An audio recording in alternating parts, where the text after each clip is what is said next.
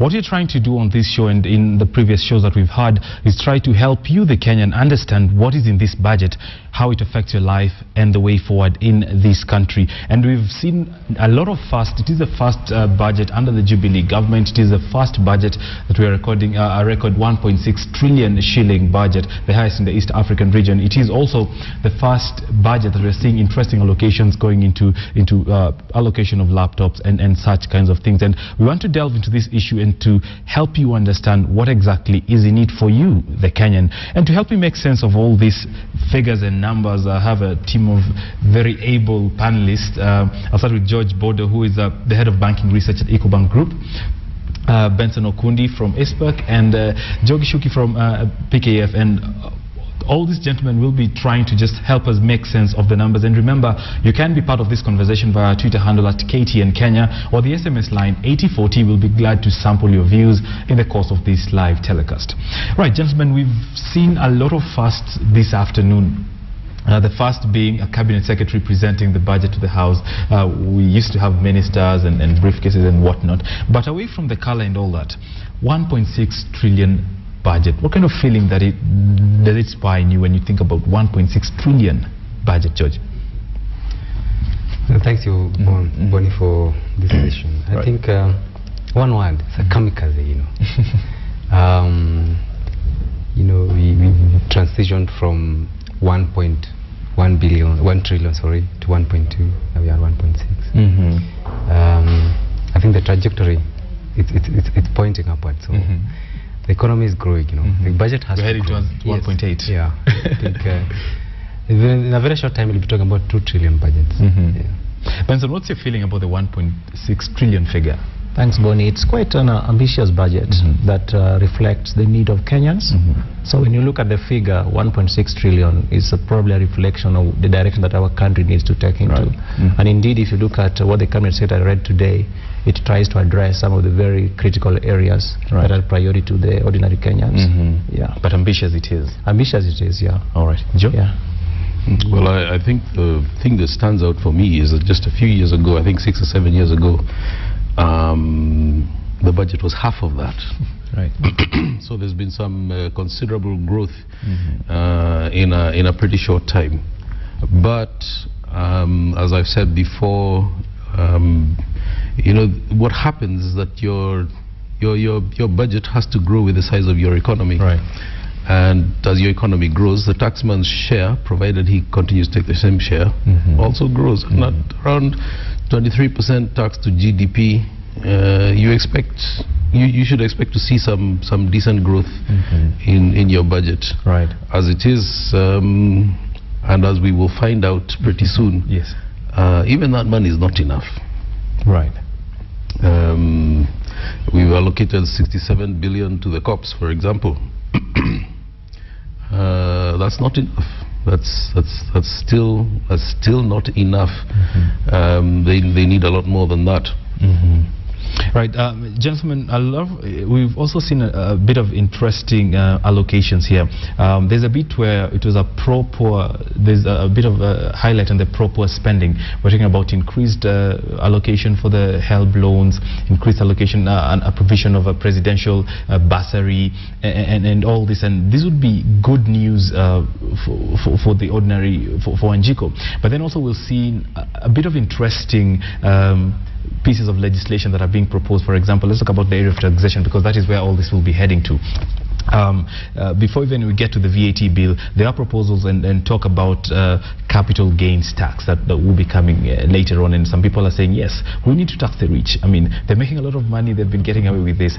What's the feeling from where you sit as analyst about the introduction of such piece of legislation, Joe? Well, capital gains tax is long overdue. There is no good reason why we shouldn't have it. It's there almost in the rest of the world, the whole of the rest of the world, certainly the whole of the rest of East Africa. Having said that, we do need to be just a little bit careful. Right. For example, the stock exchange. It was one of the reasons that was mooted in 1985 when it was suspended. Right.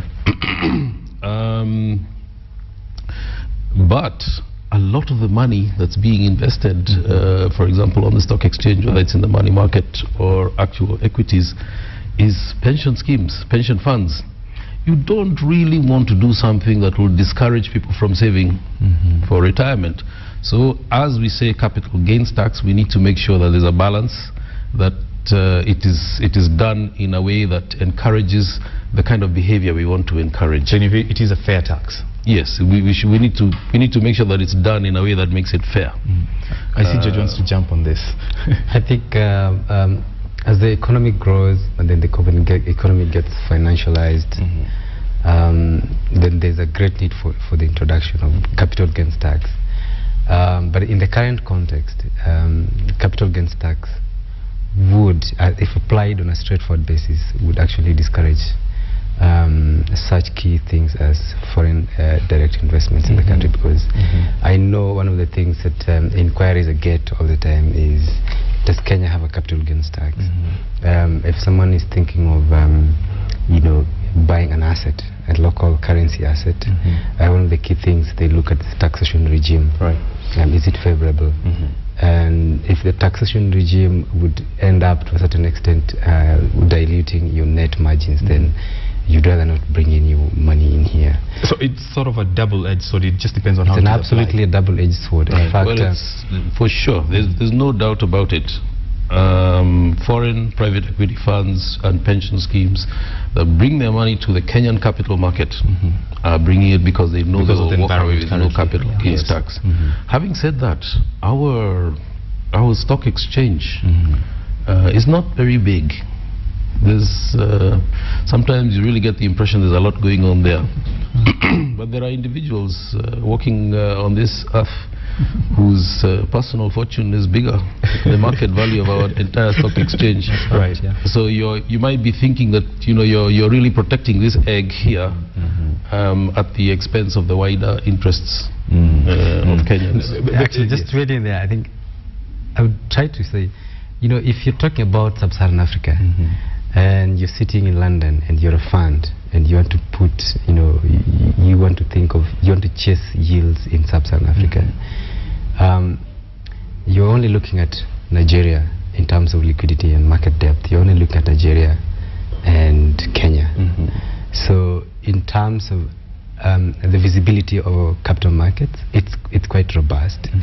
And if you were to do, if you want to reintroduce stuff like capital gains tax, then you'll probably see investors folding away the briefcases.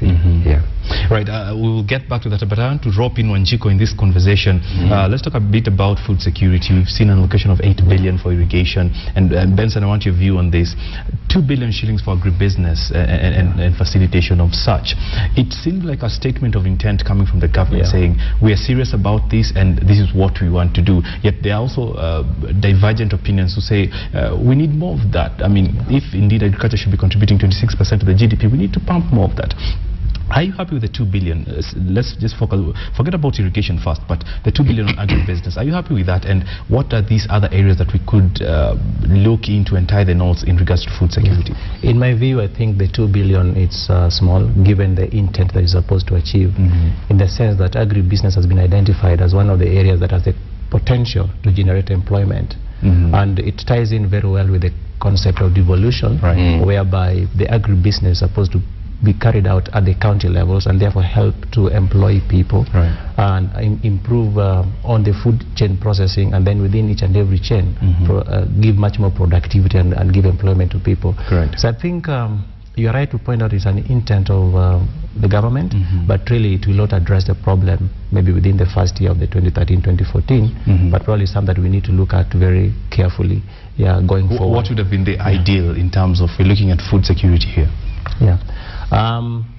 In terms of food security, I think the aspect of irrigation needed to be looked into carefully, and the institutions that are responsible, because we know in the past there have been some allocation even to the irrigation, and that had not been absorbed properly. This is an area that we have suffered in for quite a bit, tying in even the fertilizer, the distribution chain, the importation and all that. So I think we need to carry out a holistic view of the food security in the country and look at the aspects that are likely to contribute to that.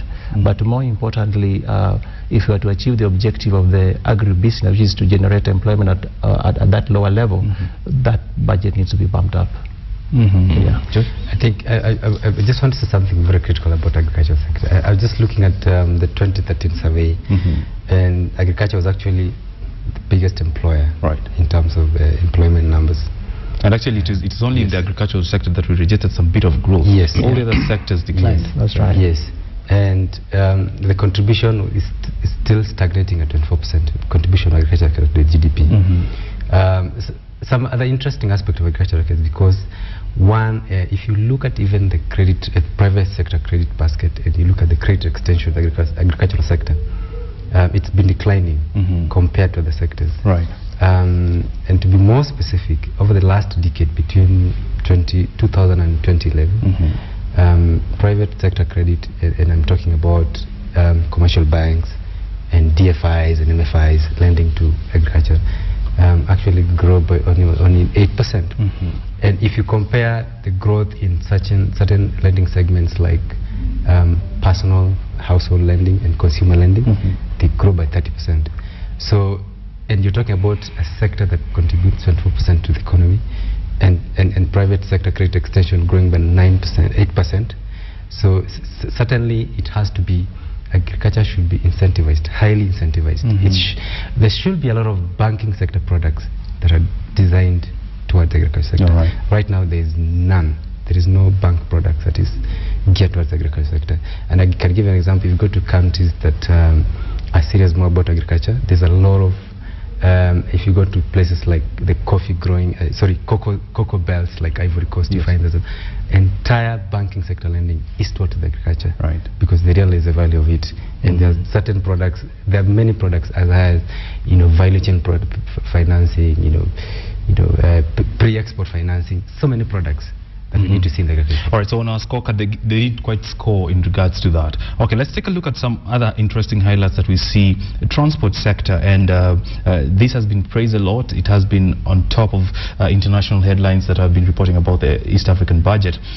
Talk about railway, for example. We're talking about the government embarking on a development of a 2-track standard gauge railway from Mombasa to Kisumu, and what the rest of the world has been reporting is a free railway, but also coming strongly. We haven't seen such allocation on railway per se. We saw some bit of allocation in the previous budgets, but these kind of figures are showing a lot of intent again from the government. But looking at the role that railway would play in a country's transport sector, it's a little too late, don't you think? Well, it's 100 years late, obviously.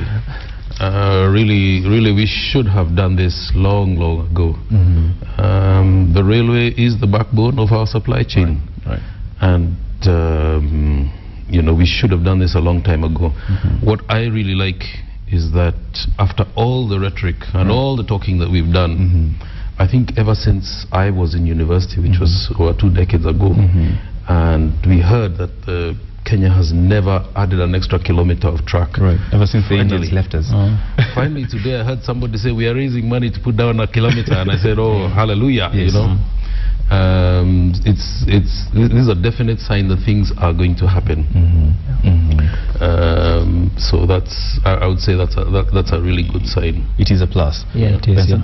Yeah, it is a positive sign, because I think railway plays a very significant role. In fact, in addition to just shortening the duration of the goods to reach to their destinations, I mean, we'll also be able to save our roads, which currently are really getting damaged as a result of the trucks that ply our roads. So it's really long overdue. Could have been done many years ago. All right. Just before we take a commercial break, I want to squeeze in something. The issue of keeping promises here. We've seen the Jubilee government saying, hey, we'll give primary school children laptops, and here is a 17 billion per year for that particular project. Really a fast in this kind of economy. There are those who say that money could have gone elsewhere, and more needy areas of this sector. And there were a lot of skeptics, especially with the introduction when Uhuru said we're giving our kids laptops, and people started questioning the how. What does this mean when the government is allocating this kind of an amount on such a promise? It is an indication that it's a priority sector to the government, and indeed ICT is one of the areas that we need to start at very early stages. However, I have a slightly different view on that, because I think there are still some very basic things that needed to be looked into. For example, you give laptops to standard 1 children who probably study under the tree. Even security of those laptops becomes an issue. So I think while we have putting the cart before the horse. That's right, yeah. So I think there are some things that probably need to be addressed first before we really go into the real thing. But it's a very good government's intent to ensure that ICT starts at very early stages. But then why do you have a disconnect between a government priority and the situation on the ground? I mean, unlike the past, we've seen a lot of participation in this kind of budget. We should have seen some bit of red flag coming in and say, hey, probably we're not yet ready for that kind of allocation in that area. George? I think the government is, you know, they're just saying that we want to pilot. You know, it's a nature of piloting. You know? So they're just saying that we will learn as we go on, you know, and fill the holes and fill the gaps as we go on until we get it right. I think that's a classical scenario they're trying to bring out in that project. I would say that they're really just saying, let's make a start. All right. Let's make a start. It may not work well. We do have this awareness that some of the children who are supposed to receive these laptops don't receive enough calories in a day in terms of food. Right. We are aware, and we need to address this. But you've got to make a start somewhere, and it's certainly it is a very bold gesture, and it may well fail. But I think it's about time we started failing because we tried, not because we didn't even start. But talking of just let's start and then we see how far it gets us. We've seen a lot of that situation, especially when we talk about the allocation to the counties, which we'll be getting into that discussion a little later. There's some bit of a feel that let's just pour in money in this, we see how far it will take us, and then if indeed we fail, we'll have learned. If we're successful, then hooray. But then how much of that cost to the economy? Because if we are committing such huge amounts to a venture that we're not quite sure about, I mean, like I said, the minister earlier said he doesn't want to create an impression like we are swimming in, you know, unlimited resources. My concern is that why don't we see a lot of red flags in such and say, hey, let's stop this, let's focus on priority areas first. I think if you look at it, it can be the government's way of research and development, you know. You know, that's a costly research. Yes, you know, I mean, governments all over the world, they have R&D budgets. Yes. That budget is just there to, you know, reinvent things and reinvent wheels and create new wheels, and it's just a sunk cost. All right. You know, it's a sunk cost, and you can never recover it. But then you will have come up with certain inferences. You know. Exactly do we get to fund this budget, and how do we get to meet obligations as a country? And there are a raft of proposals that were made. For example, if you're looking at the tax, and we already talked about the railway system, there was an exemption in imports of stuff that we'll be using to you know, in constructing and expanding the 1 kilometer that Joe was talking about, and you know, and a levy on rail and all that. But also there is the contentious VAT bill, part of the raft of the tax proposal, and we are expecting a retabling of this bill. Already people are calling it contentious, controversial and whatnot. We understand VAT bill will inject about 10 billion shillings to this economy. First, gentlemen, help me understand, why have Kenyans demonized the VAT bill as it is currently, Joe? Well, the reason is because it is meant to be simpler. And simple taxes, by their very nature, are regressive, which is to say, the simplest tax, for example, would be one where you just tell everybody pay 10%. Right. Those who are poorer would find it more difficult to afford 10% than those who are richer.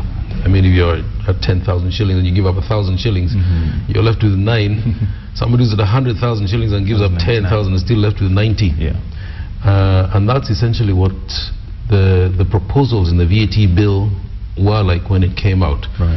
When you charge, the idea was to simplify, which is, by the way, actually copying what's happening in the VAT regimes in a lot of countries in the world. Just charge everything, more or less, with a very, very small list of exemptions. And by charging everything, it meant even the foodstuffs in your house. So when you hear people saying this VAT bill was to charge bread and milk, not really. It's It was to simplify the VAT processes, but this included levying the tax across a much wider range of products without discrimination. Yes.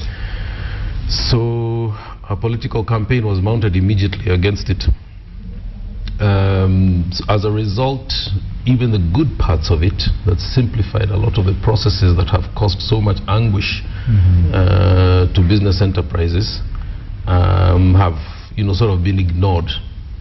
My view is that really those bits that relate to household consumption, food in the house, for example, should simply be left out or zero rated. Just don't touch them, and implement the bits that you want to implement. Benson, we do expect currently VAT is playing about 24-26% of its contribution. If indeed it is fine-tuned and it's working at optimum, how much contribution do we expect coming from this very crucial bill? I think I would say significant contribution, because currently the cost of compliance with VAT is quite high, and I think that is the objective that bill was trying to address, to make it simpler in terms of compliance and even administrative aspect of it.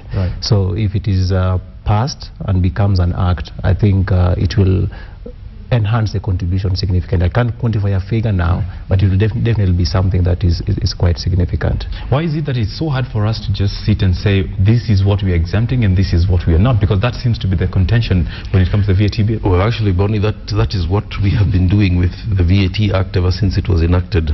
You can find this doesn't quite work, so you tweak that one. This doesn't quite work, so you tweak that one.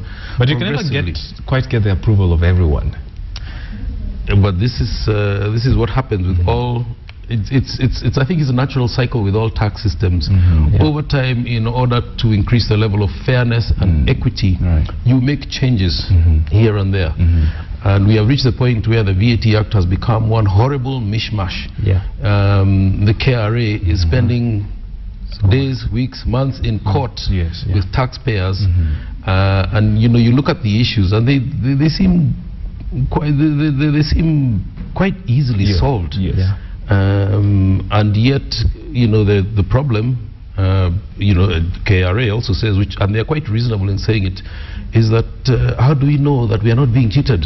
They are buccaneers, they are pirates, who are really cheating. Some who are actually getting refunds of money that they never lost in the first place. So the time has come to just do an overhaul, just clean up the whole thing. And probably it's a discussion that will still carry on as and when it is tabled. But the fact is there is a lot of under-the-table transactions and businesses happening. We still have bulk of our informal sector and tax. The Gichuki, for example, it's a multi-million sector that goes untaxed. Those are some of the proposals we're saying, hey, how do we get this involved? Because at the end of the day, there's a conversation. Yes, we're talking about 1.6 trillion, but then we need to increase our collections. We've heard about the VAT bill, we've heard about the capital gains tax and whatnot. What are the other areas in your mind, George, that you feel the Cabinet Secretary should have involved in trying to just expand this tax bracket? I think there's definitely a case for the tax bracket to be widened broadly, especially if you can push it down the pyramid. And if you go down to the 2013 survey again, and you look at the numbers, and there's a total of employment last year was about 12.7 million, and out of that only 2 million was in the formal sector, and about 10 point, the rest 10.1 was in the informal sector. That's a huge number, 10 million people in the informal sector. That's a huge number. You've got to have to do a lot of business development and how you can actually bring those chaps on board. But we don't see a lot of this happening. No, you don't see a lot happening.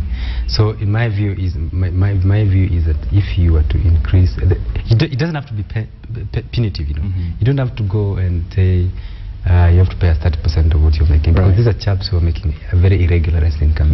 It's not someone who gets a paycheck every month.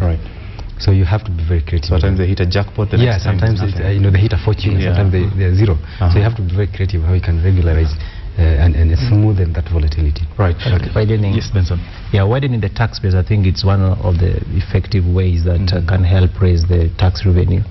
The informal sector is still not tapped, and I was quite pleased to note that KRA wants to use technology to be able to map people in some of those sectors so that they can comply. Which is really a subject of another discussion, because how do you leave everyone else? Well, moving into county government, so if you're mapping up residential, rental property in urban centers, but that's something totally different. Yes, that's right.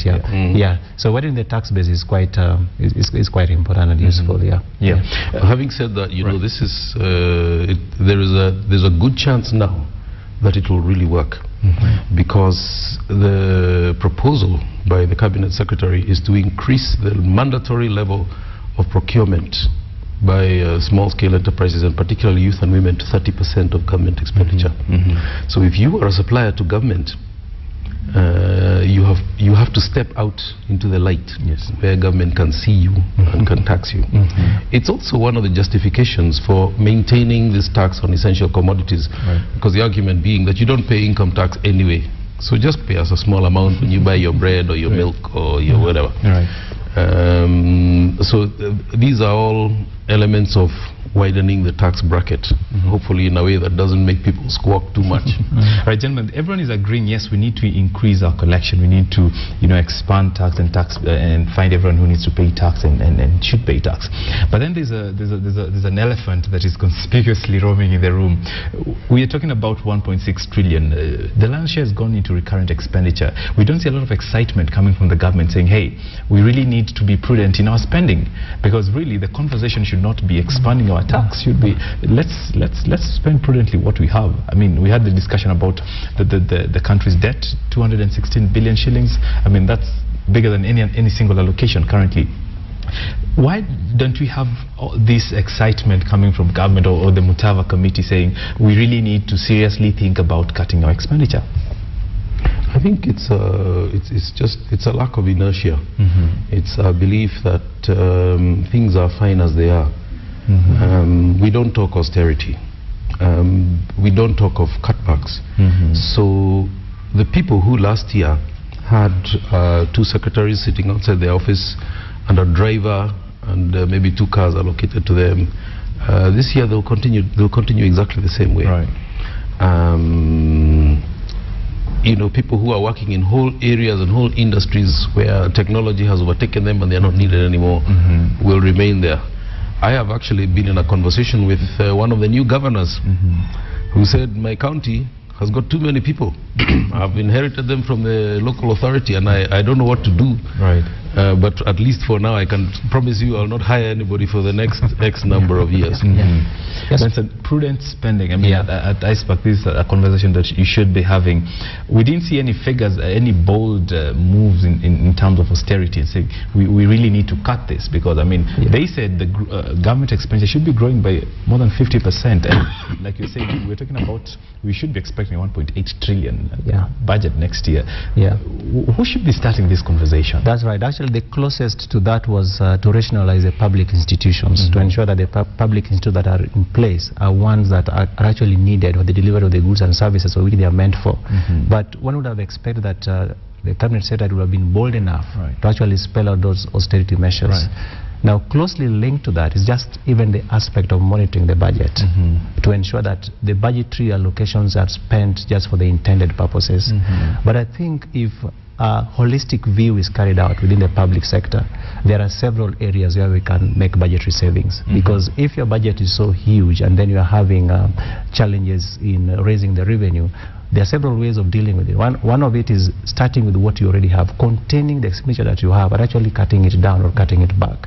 So I would expect and I would hope that with the institutions in place, and especially parliamentary accounts and budgetary committee, will be able to look at the expenditures together with the Office of the Controller of the Budget on an ongoing basis and do the reallocation. So did we miss the bus in terms of getting that chance to say, hey, let's stop this kind of expenditure?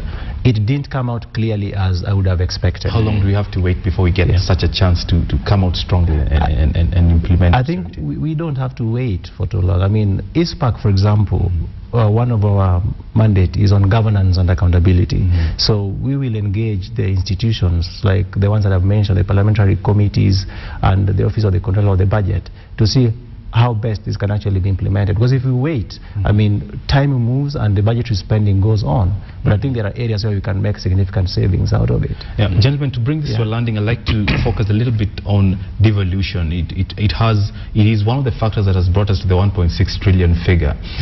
Let's talk about county governments, for example. Just early this week, we had the row between Senate and the executive and Parliament on one end over issues of allocation, right? And we had an interesting discussion here. We're saying, yes, governors are asking for this amount, and people have called their budgets wish list and all that.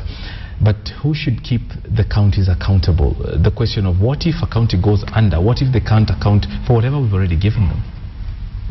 Well, that's an interesting question. I've actually been in a discussion where somebody was saying, should we give these counties the powers to do this?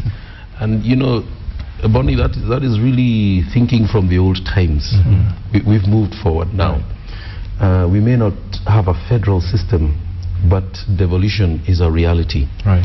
And what it means is that the members of a county, together with their governor, have said, we want to be accountable for these resources ourselves. In the Public Finance Management Act, there is actually a provision if you know, if a county goes bust, for the central government to step in and say, okay, well, let's help you here. But really, the idea is that the county is not going to be policed, supervised, or prefected by anybody, because they know best what they need to do. They know best how to allocate their resources. I'm not too comfortable with that idea of they know best, because then that gives them a blank check as to, we'll never hear a county says, we're actually generating and running our budgets. That's true, Bonny. Thank you very much, Central That's true, Bonny. We can run this. But the correct argument is this, is that when money flowed from the center, it never used to make it all the way down to the bottom. Correct. So you people at the center, however good you may be, whatever capacity you may have to manage money, projects, or resources, whatever it is, we cannot possibly be worse than you. And so we need to understand that the new reality is that in order to make devolution work, we should provide it with complete freedom, both conceptually and financially. Gentlemen, we need to close. Time really flies when you. I need you to prepare for your closing comments. But George, quickly about the county governments, are you happy with the kind of arrangement you're seeing and what Joe is saying? These guys really, they can, you know, decide what they want. Yeah, absolutely. I think I agree with that. I think county governments should, you know, they should be given the leeway to do a lot of business development. Counties, I need to see counties advertising why I should go and invest in Nyeri County as opposed to going to invest in Kisumu County. That's sort of competition, and robustness. And they're telling you that we'll be provide you with the right infrastructure, we'll give you the right assistance, you know, just come and invest. That sort of stuff you only do when you have, you know, there's no one on your back who's prefecting you. And you need some autonomy to do that. All right. Gentlemen, the target is 5.8 growth rate that has been set, and the cabinet secretary mentioned that. How do we get there as we close, Joe? I reckon that the attitude taken by the cabinet secretary today, and as a matter of fact, he actually said it. When in reference to the government revenues, he says these are predicated upon economic growth. We expect there to be this level of growth, and it's a valid expectation. From 4.6% in one year, 5.8 in the next. It's not too ambitious, and there are good reasons for expecting that growth to come. There's a lot of cash flowing into this region, and when it flows into this region as the economic powerhouse, we benefit as a financial center of the region, and it's flowing in to a large extent because of new areas of economic activity, mining, for example, oil, both in Uganda and in Kenya, and gas. The LAPSET and the South Sudanese pipeline. There's a lot of new things that haven't been there before, that are causing a lot of resources to flow into this region. So it's a valid expectation. So we're off to a good start. Yeah.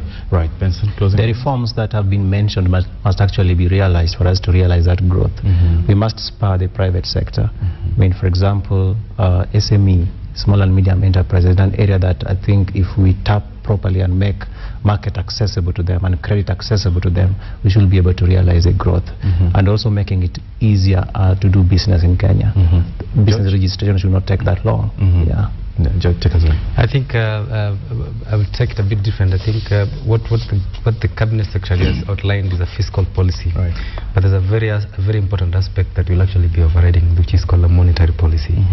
And I think based on the fiscal policy that has been outlined, I think now the honor is now the central bank, on how they can actually spell out very favorite monetary policy. Actually, that 5.8, in my view, will be achieved if you have a very balanced monetary policy that will ensure access to credit is there, and people are able to go borrow and invest in the various ventures. So I think for me, monetary policy will be quite key on top of this. A lot of optimists in the house today, but to your frustration in mind, we have to end this conversation here. But what we've been trying to do is to just try to help you understand the figures that were read out today, what the 1.6 trillion means to you, and as we talk as we march towards the 5.8 growth target, we've had it in the house. We're off to a good start, but only if these measures can be put in place. So I think the onus is right now on Kenyans. The tax man is coming on your neck, so go out there and work hard. My name is Bonny Tunya. Good evening.